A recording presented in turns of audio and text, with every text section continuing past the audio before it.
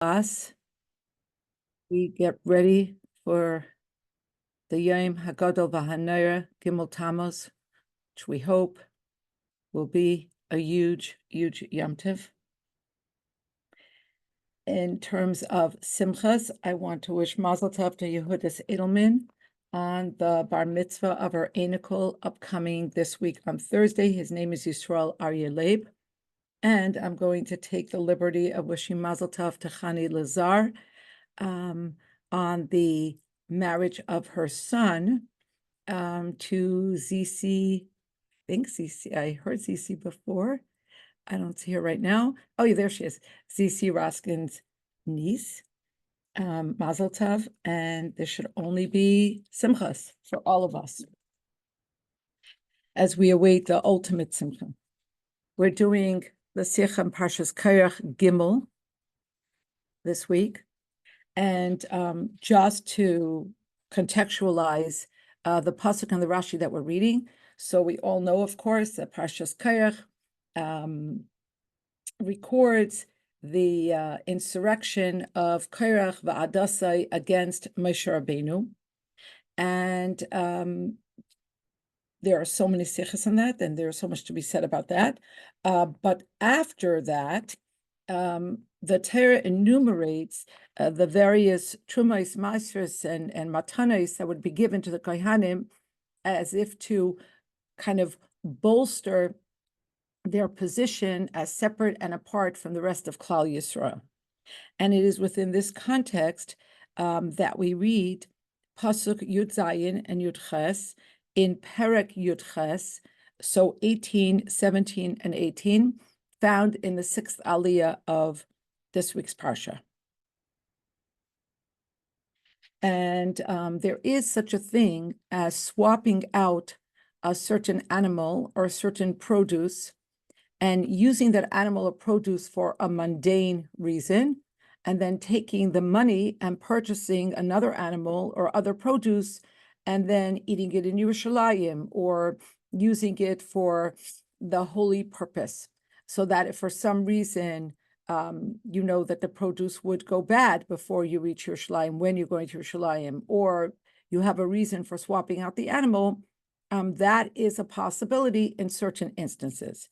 But here, the Torah is telling us, again, we're in Pasuk Yud Zayin, Perek Yud Ches, Ach bechor shor, oy bechor kesev, oy bechor eis, loy sifte.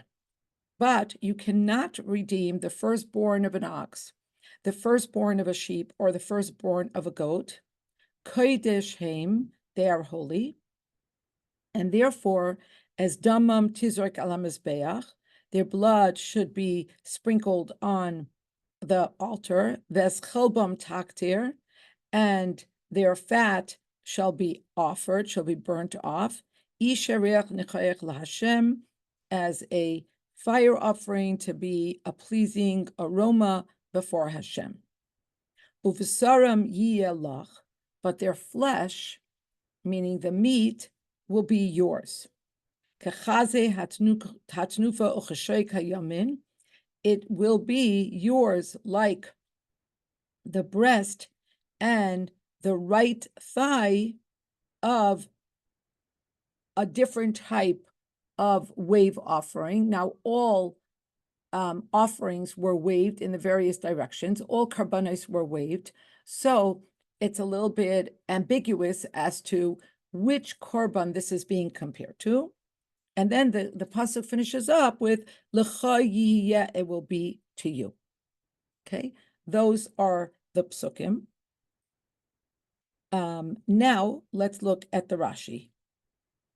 Rashi Yud Ches.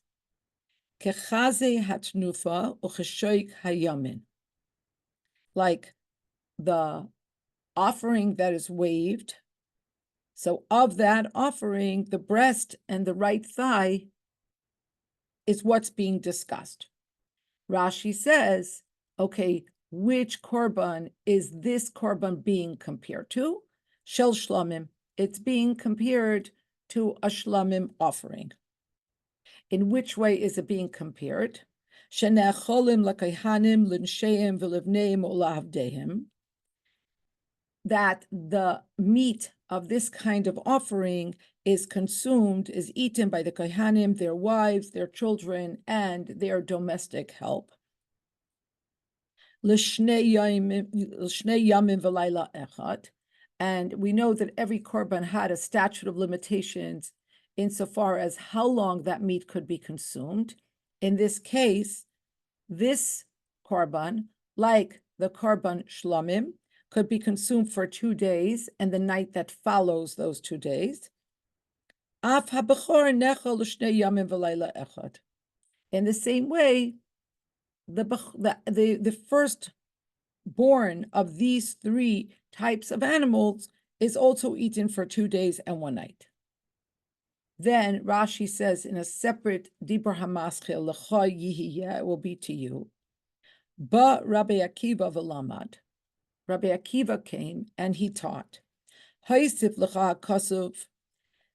The pasuk repeated L'cha yihiyeh again. If you look back at the pasuk, you see that the second and the third words of the pasuk are Yelach, it will be for you. And the last 2 words of the pasuk essentially repeat the same content and say L'cha yiyeh, it will be for you. So Rabbi Akiva taught, Haisif l'cha kasuv havaya acheres, that with saying L'cha yihiyeh, the pasuk offers you another verb that connotes possession, meaning that you will have something extra, something longer. What is this? Something for longer. What does this mean? Shalai taimar, the l'cha yiyeh comes to teach that you shouldn't say kechazev sheik shel toida, that the korban of the bechor that you give to the kohen, you shouldn't say that it's compared to the breast and the thigh of the korban toida. She'einoi nechal ela l'yom v'layla, because in that case, that korban, the meat can only be consumed for 1 day and 1 night. So the second l'cha yiyeh comes to teach you that you have it more time. You're given more latitude. It's in your possession for a longer amount of time. It's like a shlomim and not like a taida, which is a subsidiary type of shlomim, but you have 2 days and 1 night to eat it. Ad kan l'shen Rashi. Okay, now we're going into the Sikha. Aleph, the Parsha Seinu, in our Parsha, Muva b'kasav dinam shel b'chor shar, oy b'chor kesev, oy b'chor eis. In our Parsha, we have enumerated the halachas concerning what has to be done to the firstborn animal of an ox, of a sheep, or a goat. And the Torah says, Loi sifta, you cannot swap them out, you can't redeem them. Kodesh they are holy. As damam tizrei goimer, ves chalbam taktir goimer, v'sarim yelach l'kohanim. You have to sprinkle their blood on the mizbeach, you have to offer their fats, and the meat shall be for you. It will be to you like the breast of the wave offering, like the right thigh, it will belong to you. And in other words, like the breast of the wave offering and the right thigh, Pirish Rashi explains, Shel Shlomim, that we are comparing this korban to the korban of shlomim, the breast and the right thigh of the korban shlomim. Shenacholim l'kohanim, it's eaten by the kohanim, the nesheim, their wives, l'vneim, their children, l'avdeim, and their servants. L'shnei yamim v'layla, and it's eaten for 2 days and 1 night. V'layla echad, sorry. And in similar fashion, the korban bechor is also eaten for 2 days and 1 night. And now the Rebbe is going to begin his singular analysis and ask quite a few questions. Pasach Rashi b'shlamim b'veis pratim. Rashi begins his perush by comparing this korban to korban shlamim, And he compares it in two ways. Aleph, mi yochel la'achlam, who gets to consume this meat? And Rashi says, l'kehanim, l'nashayim, l'avneim, l'avdehem. And the second way in which he compares the two karbanos is a masai nechalim. When does the meat have to be consumed? And he says, l'shnei yamim v'layla echad. It's for 2 days and 1 night. That's what he does at the beginning. The siyam, but he concludes, he concludes under the Dibra Hamaschil Kachaze Atnufa Uchashaik Yamin Rak Bifrat Echad. He concludes with only relating to one of these two details. Af HaBechor Nechal L'Shnei Yamin V'Layla Echad.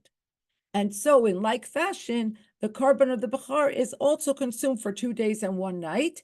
And he does not reiterate that just like the korban shlamim, the meat is also for the kaihanim, the wives, the children, and the servants.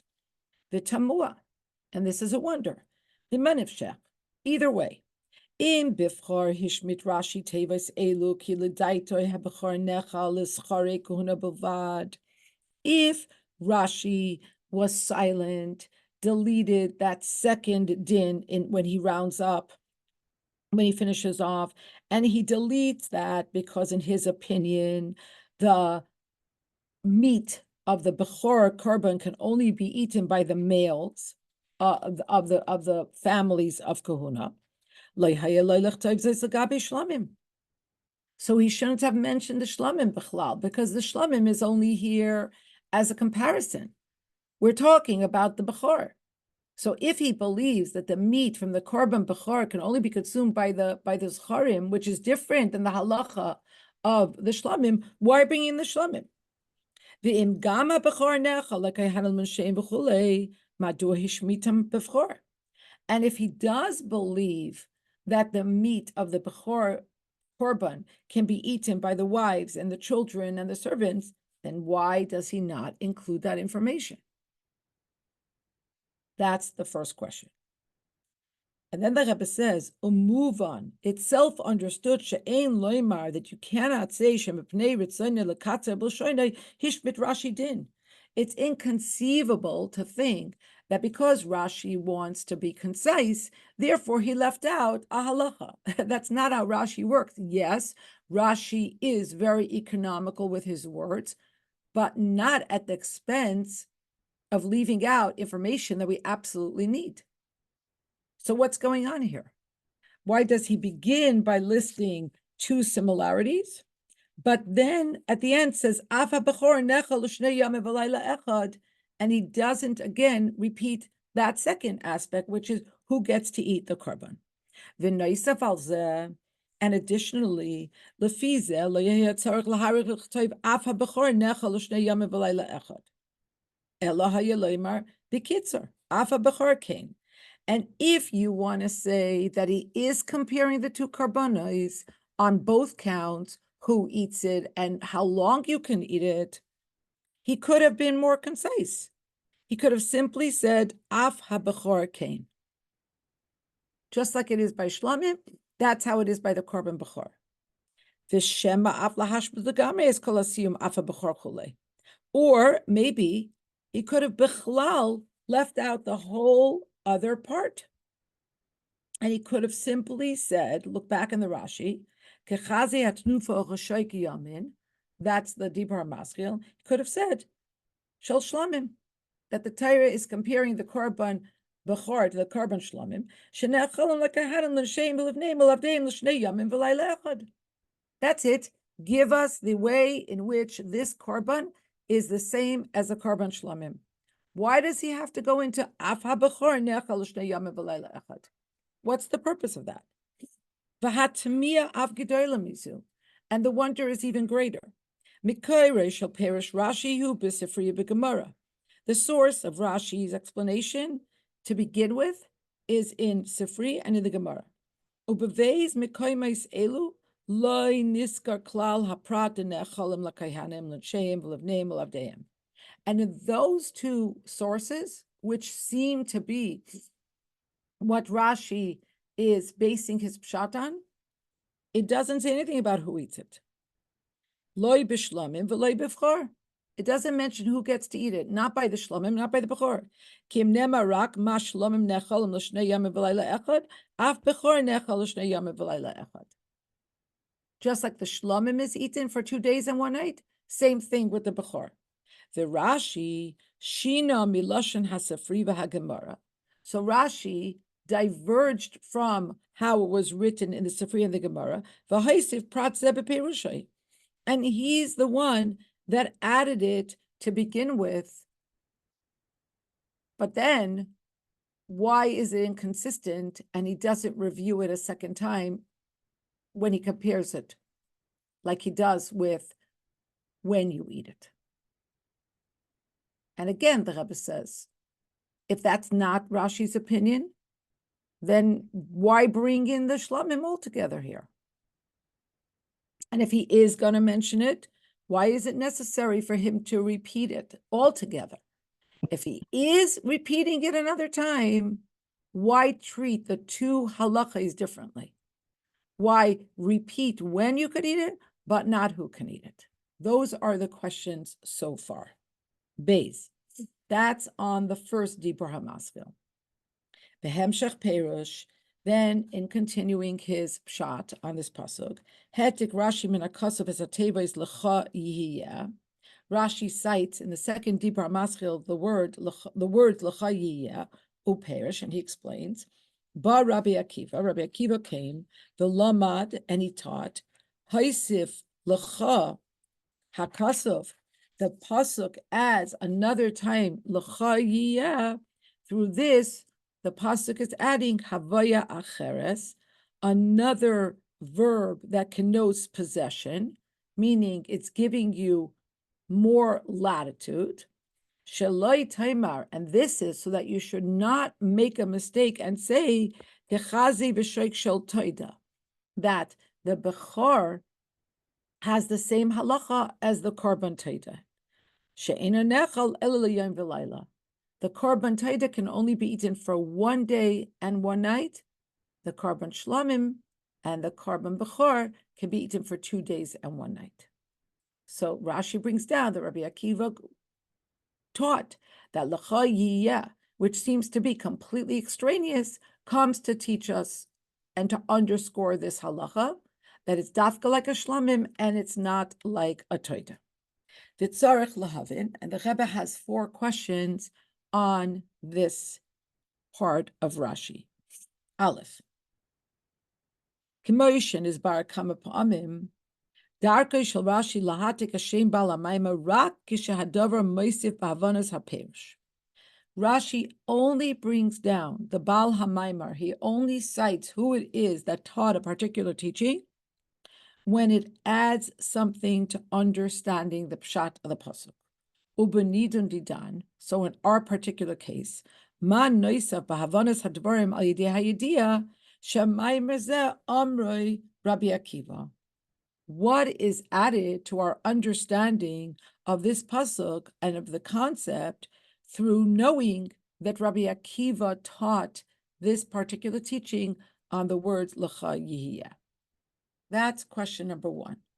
Beis. Mahi arichus halashon ba Rabbi Akiva v'lamad.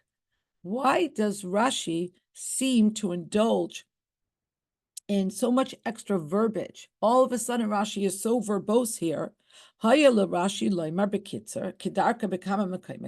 Rashi should have, as he does in many places, said very succinctly, Amar Rabbi Akiva.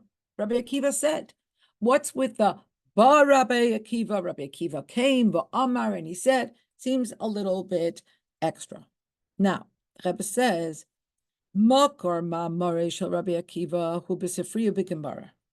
The source of this teaching from Rabbi Akiva is in the Sifri and in the Gemara. V'gam sham yeshna lashon bilti regila.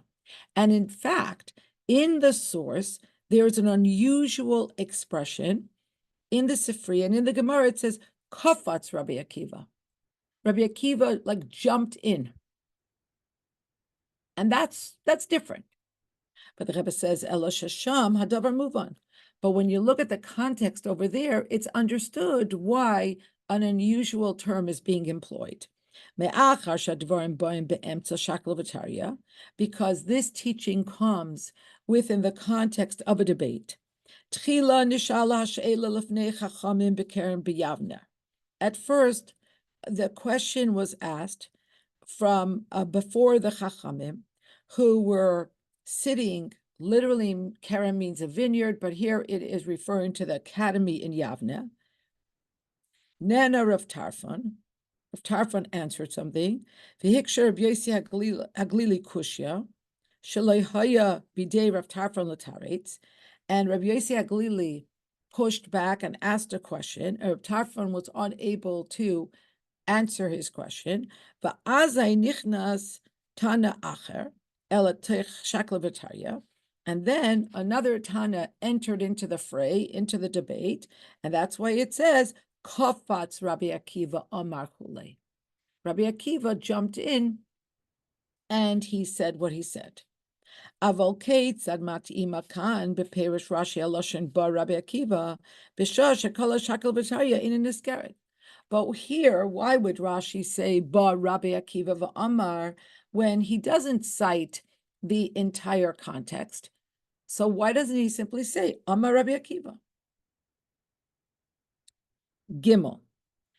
L'tzoyrech din zeh shebechor nechol l'shnei yom v'layla echad. Einenus niskokim lo hisofa de l'chayiyah.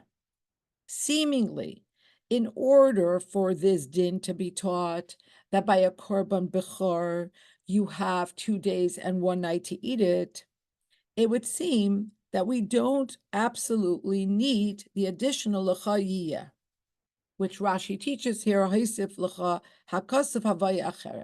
the extra l'chayiyah teaches you another level of possession, which is that you have another day to eat it. Why is this unnecessary? Ki din zeh ya'alfinon me'apasuk shana b'shana b'parshas Re'eh, because later in Chumash Devarim Parshas Re'eh, this is learned explicitly from the word shana b'shana, k'may shapir sham Rashi, like Rashi teaches over there. Lamat shenechal b'chor l'shnei yamim v'layla echad. That we learn from the word shana b'shana that you eat the korban b'chor for 2 days and 1 night. So why does Rashi hasten to teach us this halacha here? It would seem that it will be taught in due time. And Dalit al derech hapshat minayin hahechrach shalacha yiyeh hu riboy hu haisif lacha hakosav havaya acheres. And according to the pshat, what is the imperative for Rashi to explain that the words l'chayiyah come to add, come to transmit another level of acquisition or possession, meaning that you have another day during which you can eat this korban. So to review before we go into Kimmel, the 4 questions on the second Dibra Maskil. Number 1, why are we mentioning the Baal HaMaimar? That we know doesn't happen often. When it does, it comes to add in the explanation. Number 2, why does Rashi feel compelled to use kind of different language here, Ba Rabbi Akiva v'Lamad, instead of just simply saying Amar Rabbi Akiva? The Rebbe explains that in the seeming source of this Rashi, yes, there is an interesting term, Kafatz Rabbi Akiva, which Rashi does not use here, but that makes sense within the context of the Gemara there, of the whole Shakla V'Taya, of the whole debate. But over here, why not simply say Amar Rabbi Akiva? The third question is that we have a clear place in the Torah in Re'eh, in Devarim, which would explain this din, which would teach us this din, that the korban bechor is similar to the Slonim and how long you eat it. So why does Rashi jump in here and teach it right now? And finally, what is this imperative to say that that l'chayiyah comes to teach that there is something added here in terms of how long the kohen gets to be in this case, to eat the korban. Seif Gimel. V'habir b'chol zeh. And the Rebbe says, the explanation for the questions asked on the first part of Rashi and the questions asked on the second part of Rashi. He says, L'Rashi huksha yitor haloshaim bepasuk didan.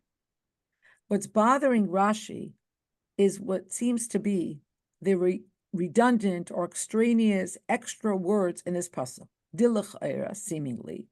La'achar shenemar uvsaram yelecha.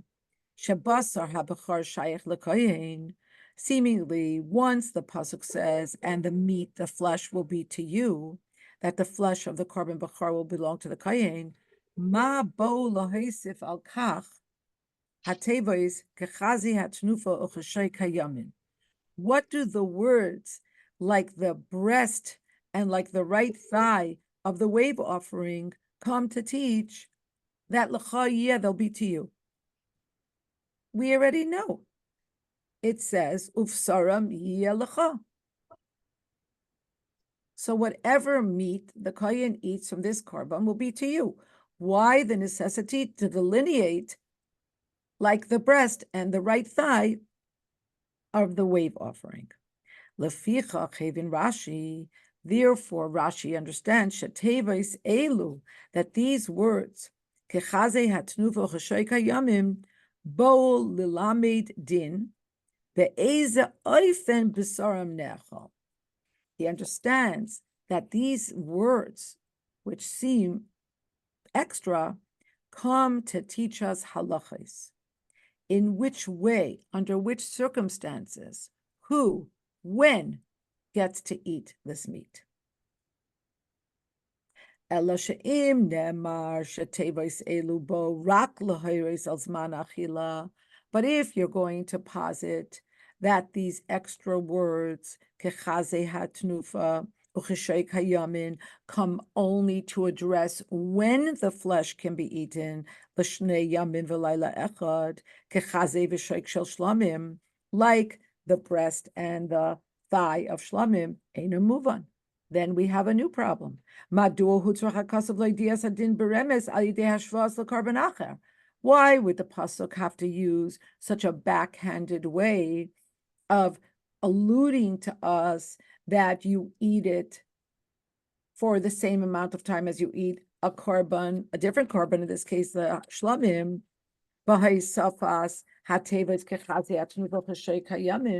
by using so many words and saying it's like the breast of the wave offering and like the right thigh, ubifrat, and especially she'az misayir hasafik in pirusha shel shlamim shenechal m'shnei yam v'layla echad, oy shel toida she'ena nechal el yam v'layla. And why use all this verbiage, especially because it's ambiguous, and then it leads you to wonder which korban exactly is the korban bechor being compared to. So Rashi has to use so many extra words. He first has to tell us that it's compared to the shlamim. Then he has to negate or obviate the possibility that you would think that it's compared to the taida.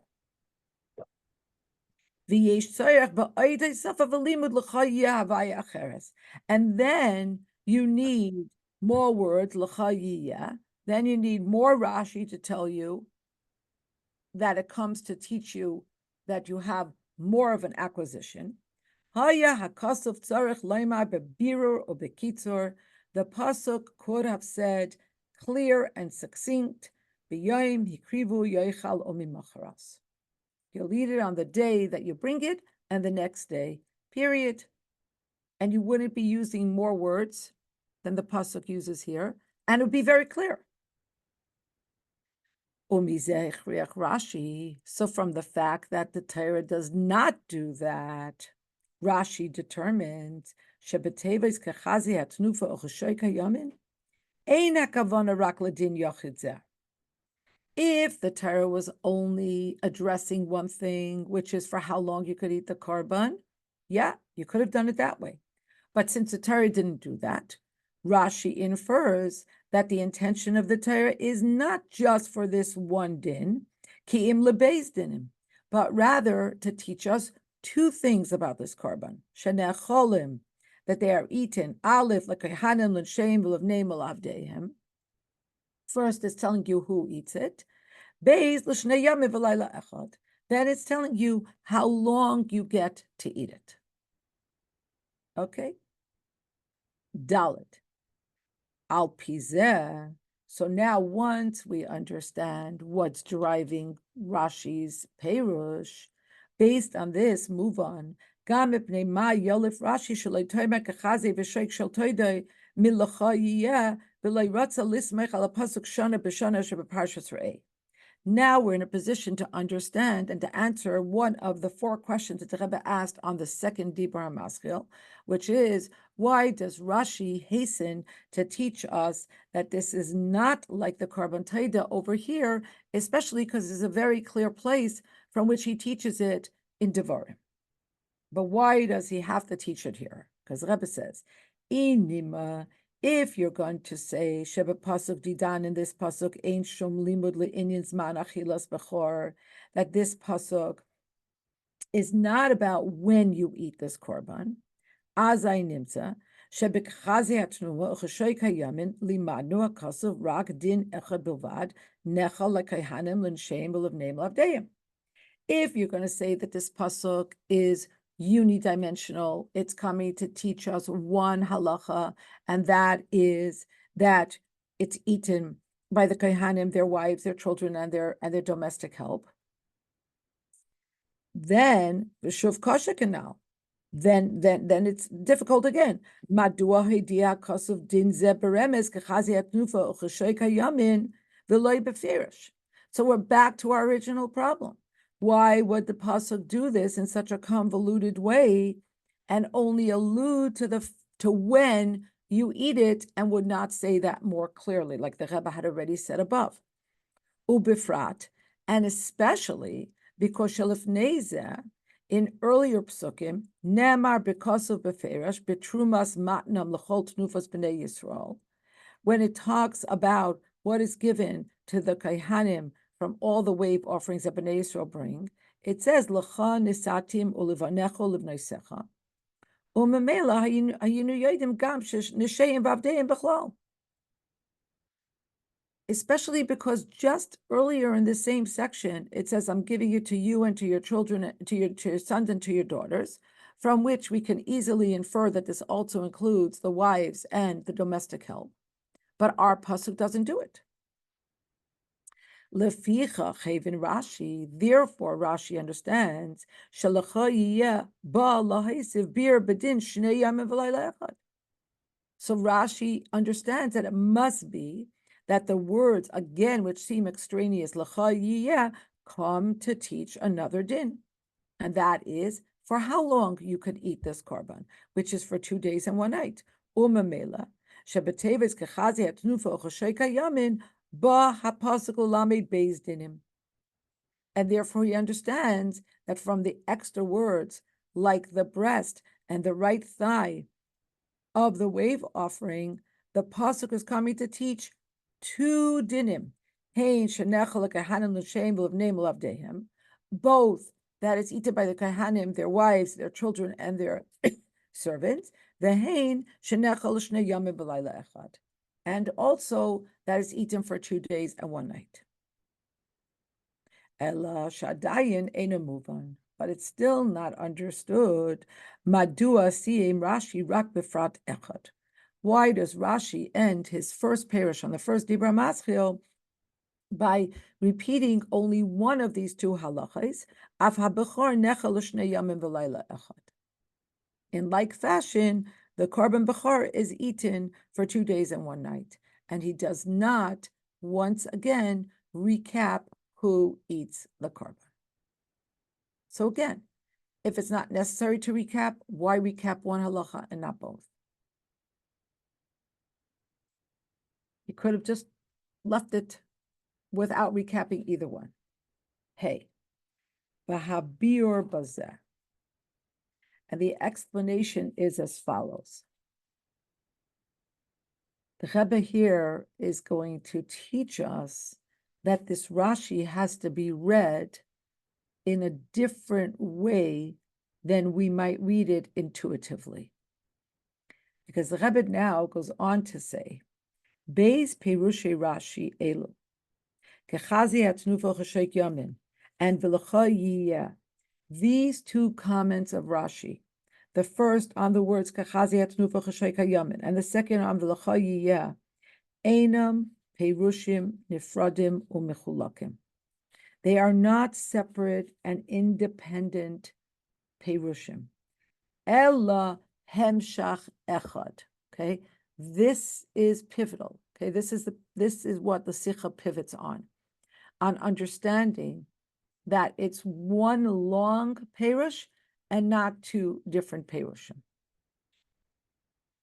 Rashi Mevi es halimud mishlamim. V'hasiyum shalimud zeh hu hatevois af habachar.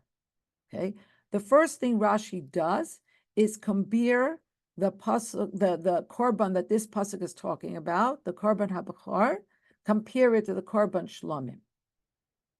And the end of that teaching is with the words af habachar. So please let's look back into the Rashi. On the words kechazi atnufa chesheik hayamin, the Rebbe says we should read it like this: shel shlomim, that it's just like the korban shlomim, shenecholim lekayhanim l'sheim v'levneim ulavdehem, and then l'shnei yamim v'layla echad, af habachar. That's the end of that. Rashi says when the Torah says it's like the breast and the right thigh, it's comparing it to the korban shlomim, and then Rashi tells us who ate the korban shlomim and how long you could eat it. Af habachar. So too with the korban bachar. Now, regarding nechal l'shnei yamim v'layla echad, regarding the fact that you could eat it for 2 days and one night, l'chayiyah. This is based on the word l'chayiyah. Let's go back into the Sikha.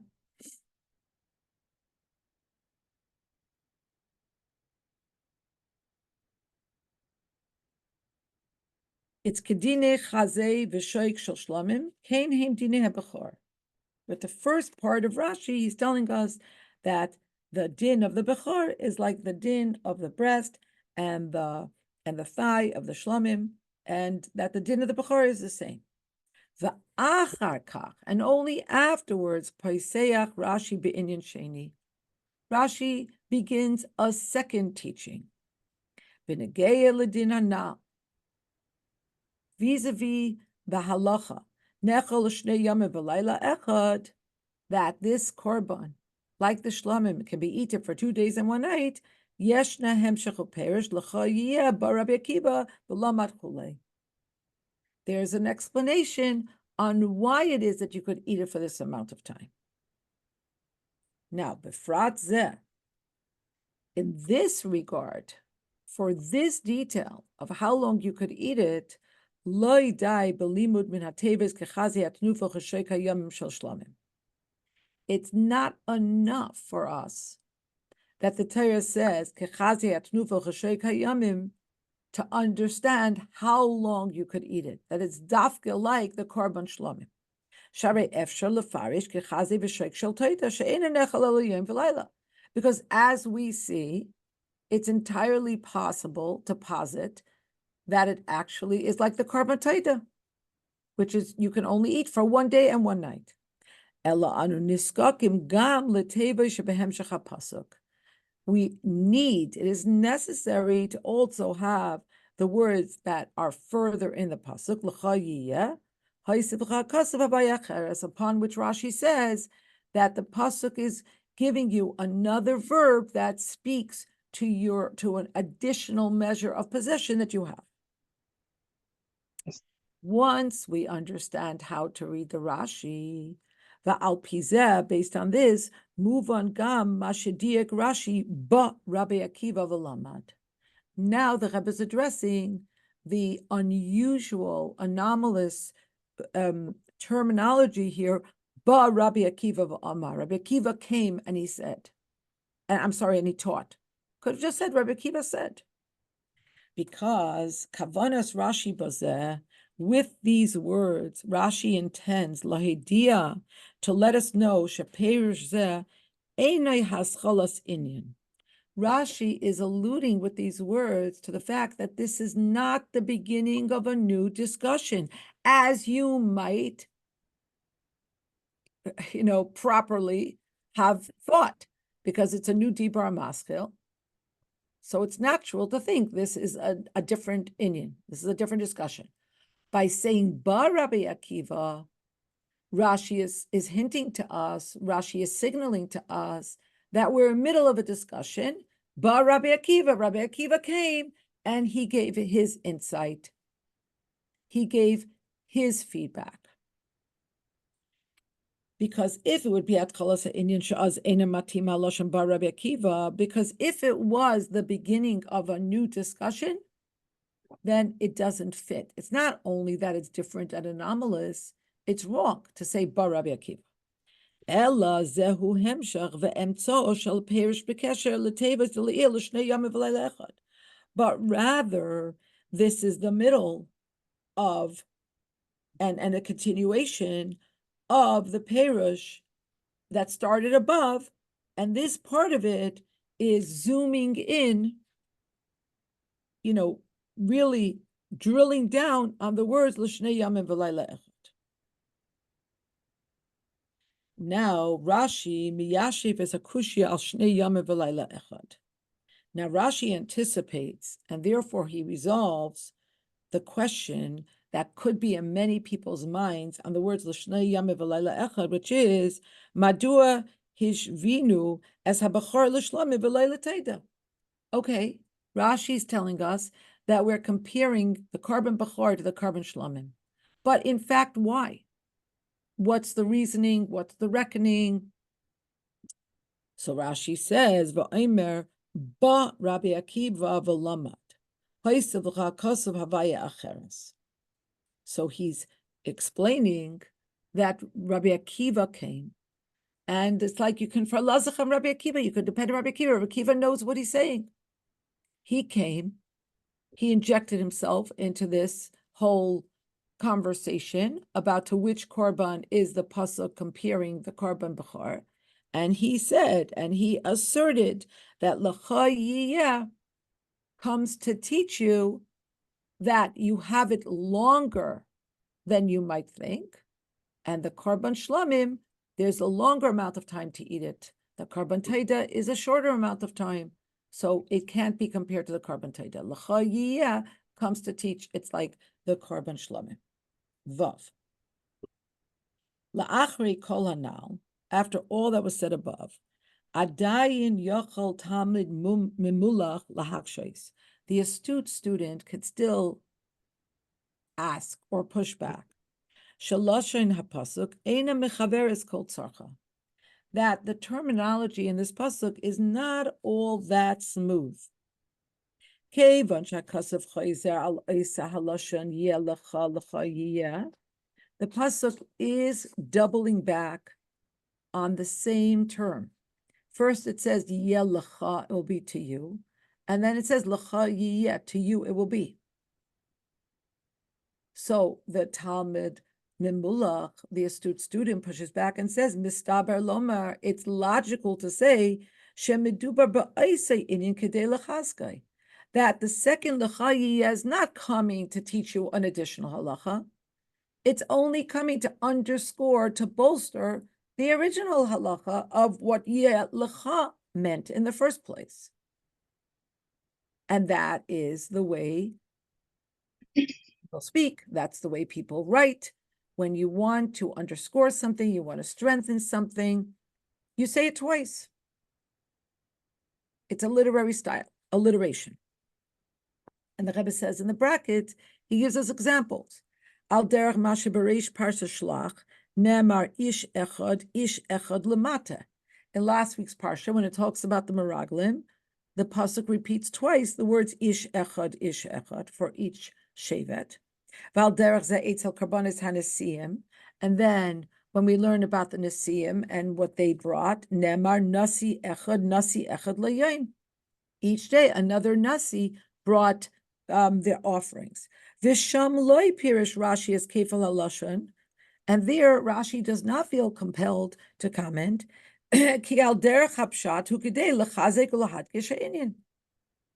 Because simply speaking, when you see something like this in a pasuk, it's coming to strengthen what you're talking about.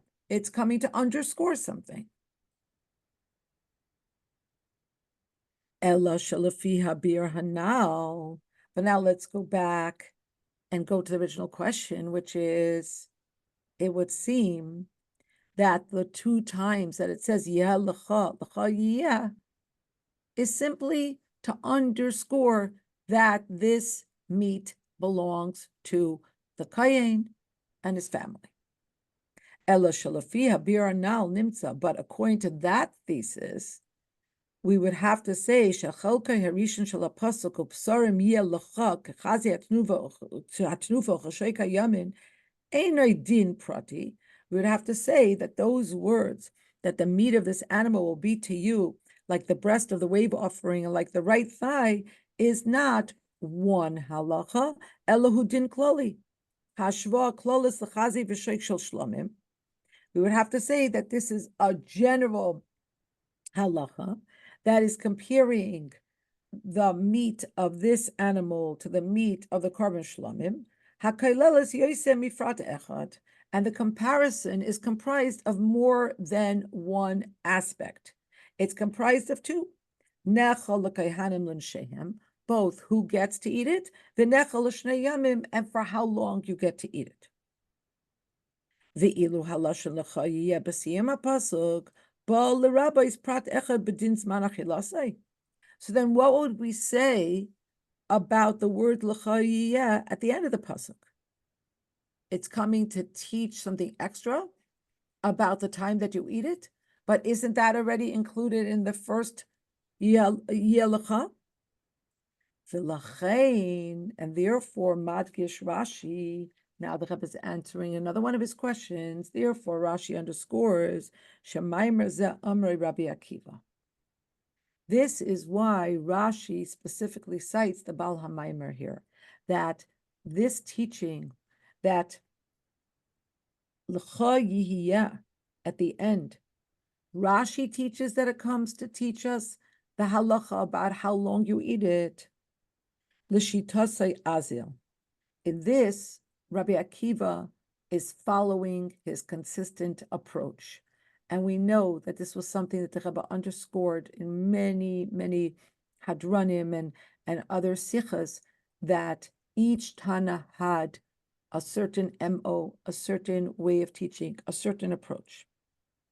Dispirale, because in Rabbi Akiva's approach, Shaloy Amrinon Dibra Torah Kalashon B'nei Adam. Rabbi Akiva eschewed the idea that the Torah speaks in human fashion, so it will be easier for us to understand it.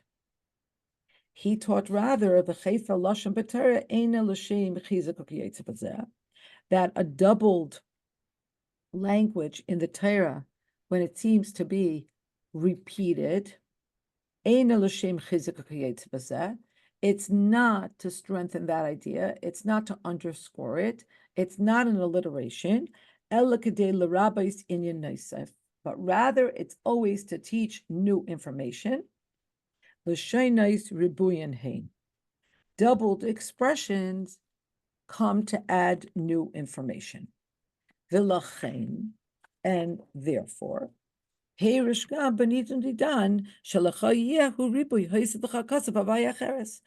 so in keeping with his approach, with his understanding, with his shita, in our pasuk here, he teaches that the second time that the pasuk seems to be repeating the same content, l'cha yiyeh will be for you, it comes in fact to add new information.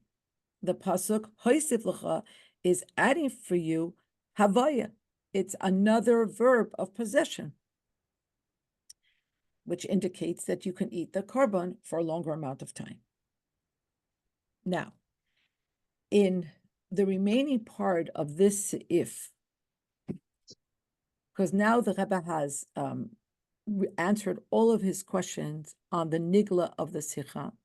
And we're going to transition in a few minutes to just a wondrous limud, the Yena Shel Torah, the Chassidus on Rashi. But before that, the Rebbe wants to kind of dot his I's and cross his T's and wrap up any loose strings. And he says, Ve'ein lahakshais. And maybe you're thinking, maybe you're listening to what I just said, and you're thinking, Keitzad yochel Rashi lefarish hamikrois kashitas Rabbi Akiva, delo yamrinon dibra Torah k'losha b'nei adam, b'shah sherashi atzmai noiked b'derech hapshah damrinon dibra Torah k'losha b'nei adam. How could Rashi here embrace Rabbi Akiva Shita that the Torah does not speak k'losha b'nei adam, and therefore when it says something in a doubled fashion, it comes to teach us more information rather than to underscore? When Rashi himself approaches the Derech Hapshat and embraces Damrina Dibra Torah K'lo B'nei Adam, that we do say that the Torah speaks in human fashion, quote unquote. Kidem Muchach Mizeh, Sherabi Akiva Mefarish, and we could prove that Rashi has done that because we know that Rabbi Akiva explains Shekefel Haloshen Ish Echad Lamata in the previously referenced examples where the Rebbe proves that there are times where the Torah says something in doubled fashion, and it's only for the purpose of underscoring it. And one of those times was by the Meraglim. So the Rebbe goes back to that and he says, Rabbi Akiva actually teaches that Ish Echad Lamata, Ba l'Rabbi Shahayu Chavdalet Meraglim. Rabbi Akiva actually teaches that the extra words, the doubling there, means that there were 24 Meraglim. V'ilu Rashi perish k'pshuta shel mikra shahayu rak yud beis Meraglim. But Rashi maintains that the pshuta shel mikra, that there were only 12 Meraglim.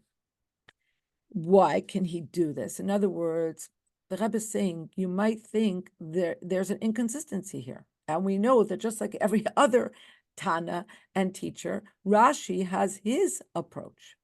But the Rebbe says, no, it's not inconsistent. It's apples and oranges. Kisham medubar al yud beis shvatim hashoinim b'ma'alasam. Because over there, it's talking about 12 shvatim, each of which is distinguished in terms of their characteristics. Umuvan al derech hapshat she'akasav mevakish lahadgish shekol shevet hayaloi ish echad. So al pipshat, it's understood what's happening, that the Torah wants to underscore that each miragel brought his singular contribution reflective of the fact that he was coming from a particular shevet which had its own characteristics. V'lachein koifel v'omer ish echad, each one, meaning we don't want to blur them all up. We don't want to mishkababble them. We want to understand ish echad, each one is singular and different and distinctive. The Rebbe has so many sichas where he talks about it. Why does the Torah spill so much ink on telling us exactly what each nasi brought from each shevet? It was exactly the same thing. Why is this necessary? And the Rebbe said, because each nasi brought it for a different shevet with different kavanis, etc., etc. Masha Ein came benidin tidan, but a contradistinction in our pasuk here, Hari hakefel v'hadgasha d'lchayim miyutarim heim. But here, you're not talking about 12 distinctive people, or 12 distinctive shvatim, or even 12 distinctive korbanos. You're talking about the same meat of the same korban, and it says twice, l'chayiyah. Here, al pipshat, logic compels Rashi to embrace Rabbi Akiva. Zion. Now, we're taking the elevator up many floors. Miyena shel Torah shebeperish Rashi. The wine that is squeezed out of the grapes, the most expensive, the most important part of the grape of Torah is the Yena shel Torah, the Chassidus. B'Sifri u'B'Gemara. In the Sifri and in the Gemara, which remember the Rebbe told us is the source for this whole Rashi, Matzino Habamina lahashvais bechor lechatas ba'asham. We find there a possible discussion. In other words, the idea is floated, the possibility is floated to compare the korban of the bechor to the korban chatas, the sin offering, and the asham, the guilt offering. Why? Because those karbanos are eaten completely by the kohanim. So maybe the korban bechor should also be eaten completely by the kohen, not just the breast and the right thigh, but all of the meat. The lilmoid machatas ba'asham liyom v'layla av bechor liyom v'layla, and also to learn that just like the chatas of the asham are eaten for one day and one night, same thing with the bechor. Avol Rashi b'perushoi shoylel rak shalei toimer kechaze v'shoik shel toida. But Rashi, in his perush, which we have just learned, only sees fit and necessary to obviate the comparison to the toida. He doesn't even relate to the Havamina in the Gemara and the Sifri that maybe the korban of the bechor could be compared to the asham or the chatas. V'tam hadavar b'pashtos, and the Rebbe says, why would this be? Simply speaking, ki divrei Rashi boim ala pasuk echazi atnuvo chashay kayamin she'i efshar leparshay al chatas v'asham shekulun lekehanim. The simple explanation for why Rashi doesn't even relate to this is very simple, because in the Gemara there's a whole svara, there's a whole debate, there's a whole conversation happening about which korban this korban should be compared to. But remember, Rashi here is coming to be mafarish the words kechaze hatnuvo chashay kayamin. So logically, al pi pshat, this cannot be compared to the chatas and the asham, because the chatas and the asham, the flesh of those animals, of those offerings, are completely consumed by the kohen and his family. So for sure, it can't be that we're comparing the korban bechor to those korbanos, because the pasuk here says specifically kechaze hatnufa ucheshoik hayam. Masha enkein. But when you compare this in contradistinction, besifri b'gemara harei shaklo b'tayr le'eza korban yesh l'damis as a bechor he loy mitzad pasuk kechaze hatnufa goymer ela mitzad asfara.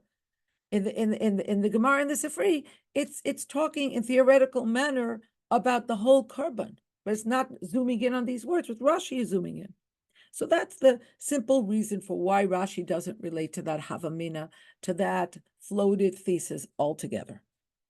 But the Rebbe says that on top of the pshat, which he explained to us, you could say that there is another lesson here that Rashi is alluding to. Bechor, the whole korban under discussion is the korban bechor. Bechor, the Rebbe says, who remez livnei Yisrael. That is an allusion to Bnei Yisrael, who are described in the very first description as B'ni B'chayr Yisrael. My child, my firstborn. That is who Bnei Yisrael are. Now, Bechor Adam, the first of humanity of people, and they're called people al shem Adam elyon. We're called Adam, etymologically rooted in the word Adameh, to be likened le'elyon to Hashem. So this is talking about the Chelek Elokah Mimal. This is talking about our neshama. Hu nefesh elokis. This is clearly alluding to the nefesh elokis. Ubechor behema tahira. And in this pasuk, we're talking about the bechor of a behema. What is that? Hu nafshe habahamish shel ish Yisrael.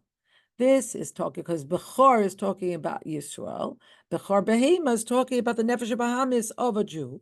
V'lechein amar kra bechor shor chesev eis shehem kiyadua gimel sugim kloliim b'nefesh habahamis b'Yisrael.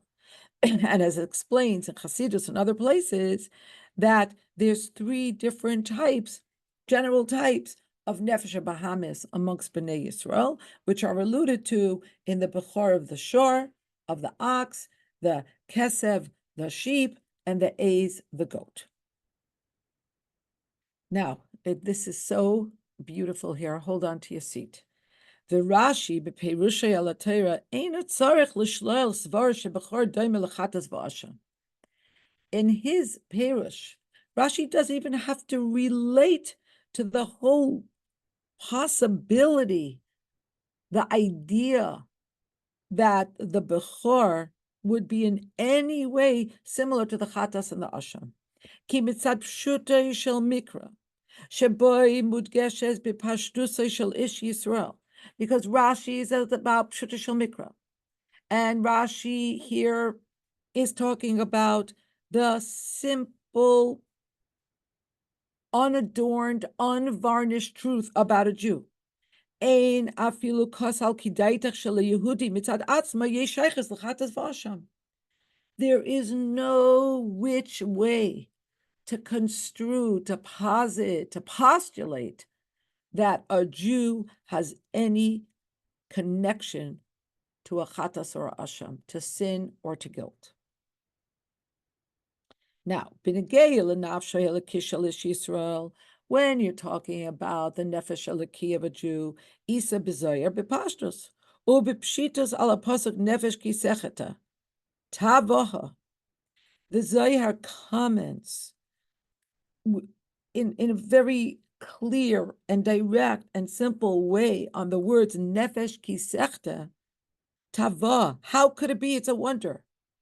Sha'afilu b'fchinas nefesh. Hadarga hanemucha b'yoyse shebenefesh halakis michamisha shmeisha nikrula. How is it even possible for the pasuk to say nefesh?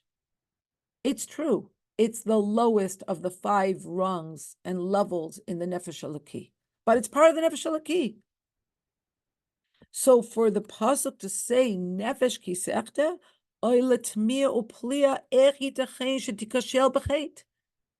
it's a wonder and it's a marvel that there should be the possibility that a nefesh should stumble into a chet. It's so inconceivable. The Kan Moisif Rashi Chidush Gadol Yoser. And here Rashi adds a tremendous novelty.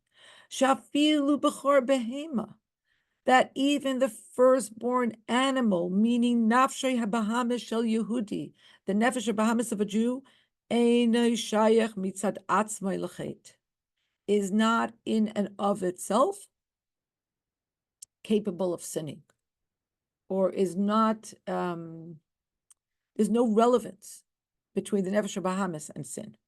The yeser, okay, and even more. Afilu b'sorim, even its flesh, gufa, its body, hagashmi, gam kein, ein kol kos al kidaitech l'damaisoi l'shaychoi be'eza oifen l'chatas v'asham. Forget about the nefesh elokiyah, the nefesh bahamis. Even the flesh of the person, the body of the person, there too, there's no possible way to construe a connection between the Jew and a sin. Ki im kechazi hatnufo cheshoik hayamim shel shlomim.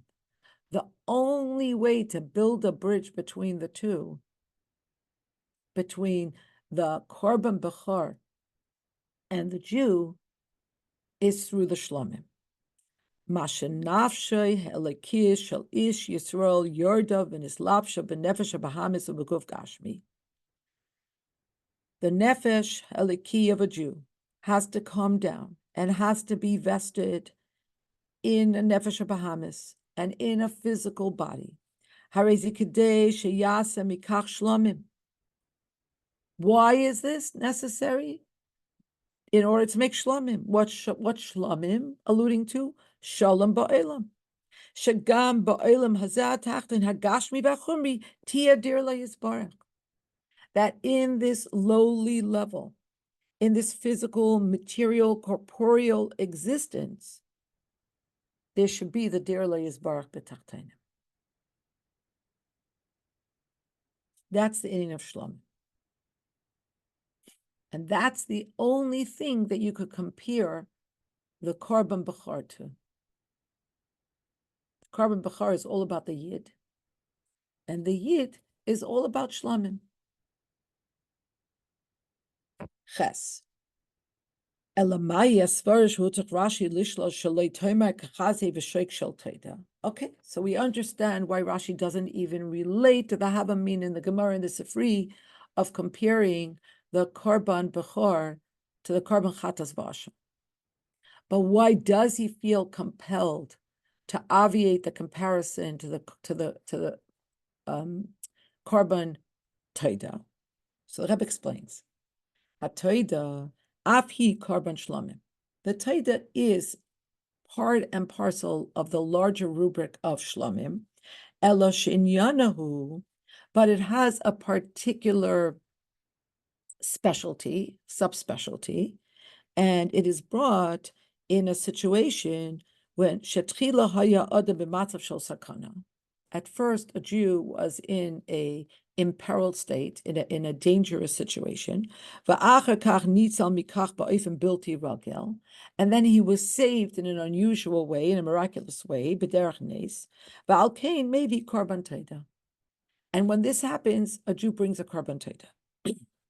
Umashmaz hadavar b'avoda haruchanis. And how do we relate this to what we're doing now, where we're paralleling all of this to our spiritual service? This would be a situation sha'adam oimid b'fnei nisyonis v'kashiyim gedolim b'avodas yisbarach. A person finds himself with great tests and great difficulties in his spiritual service. Asher ma'amidim es chayav haruchaniyim b'sakana. They actually imperil his spiritual life. Ela shenitzel mimatzav ze al yedei nes. But he is saved from this dangerous situation via a miracle. What is a miracle in this context? Al yedei avoda bilti regila, through unusual type of avoda. Shehergel nasa teva, al yedei mesiras nefesh l'mayla mitam vadas. He saves himself from this dangerous situation only through tremendous mesiras nefesh, above and beyond anything that makes sense. And that's why there is even the possibility that arises of comparing the two.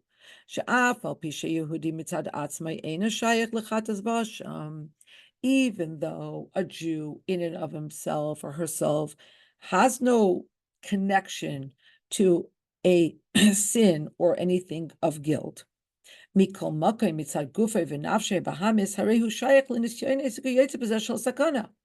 But because the neshama is vested in a body, he can interface with situations that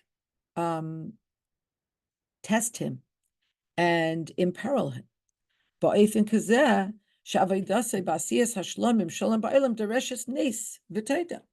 it could happen that his avodah of making shlomim, of making a dir le'yizbarach here, necessitates a nes. Rashi afkos al kidaitach zu. So Rashi comes and vociferously obviates this possibility. Shekain, why? Mitzad pashtusay shel Yehudi mi'ira boy ha'emuna hapshuta b'Hashem echad. Because Rashi maintains and underscores that the Jew on his core level, pashtusay, we're not talking about adorned with a tremendous intellectual prowess and spiritual levels that are above the default. Pashtusay, a Jew in his simplicity is constantly, there is illumined in him the simple faith in one God. Umimela, and therefore, harehu ba'amna ita yisbarach. Like the Tanya says, no matter what the Jew is doing, he is always loyal with his neshama. בכל המעמדים ומצבים, עד כדי כך שמלכתחילה אין אצלי כל נשינס מוקים לעניינים של הפך ולעידנו ביהדוסי. And therefore, milichatchila, there is no possibility for anything that is opposite of Getlichkeit, of Yiddishkeit, to accost him, to imperil him. Hagufa, sheyehudi margish, shekayemes mitziu shel nisayon chulu, shemimenu tzarech hu l'ninatzel b'frat shezako kula nes l'shem kach, moira shenis ariv etzle mashu shemekore ene Yehudi. Some meirdik words. The very fact that a Jew feels that there is even the possibility of a test from which he has to be saved, especially a test that necessitates a miracle, shows that something not Jewish has entered into his field. Al derech chatas v'asham. Shel Yehudi mitzad atzmei ein shayches aleim. It's like a chatas or asham, like a sin or guilt offering, which has no shayches to a Jew, shouldn't have any shayches. Ki al pitivoy shel ish Yisrael ein lo shayches linyanim tehefach hatayv. Because the default of a Jew is such that he has no shayches to anything that is opposite of good, opposite of godly, opposite of holy. It's such a meirdike way that the Rebbe is teaching us to look at every Jew and to look at ourselves, in fact. Who are we? We're people for whom it is impossible. It's not natural. It's totally not who we are. It's like a foreign entity has inserted itself into our system. And from this spiritual reality, it devolves here in a physical way. When a Jew acts properly, he doesn't need miracles. Therefore, he doesn't have to bring a korban toida. In his physical life. Because naturally, when the Jew acts the way he's supposed to, Hashem is with him. Hashem is our guardian. Hashem is your shade or your shadow on your right hand. And in the light of the king's face, and in the light of the king's face, there is life. HaKadosh Baruch Hu noisin loi es kol hanyanim. Kadosh Baruch Hu gives this Jew everything, debane, chaye, umezayne, children, and good health, and sustenance, uvechulam reviche, and in all of these three basic needs that we have in life, the Eibusher gives it in a generous and magnanimous manner.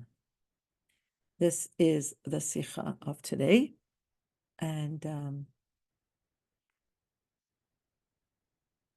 Tzippa will probably mute the recording in a moment.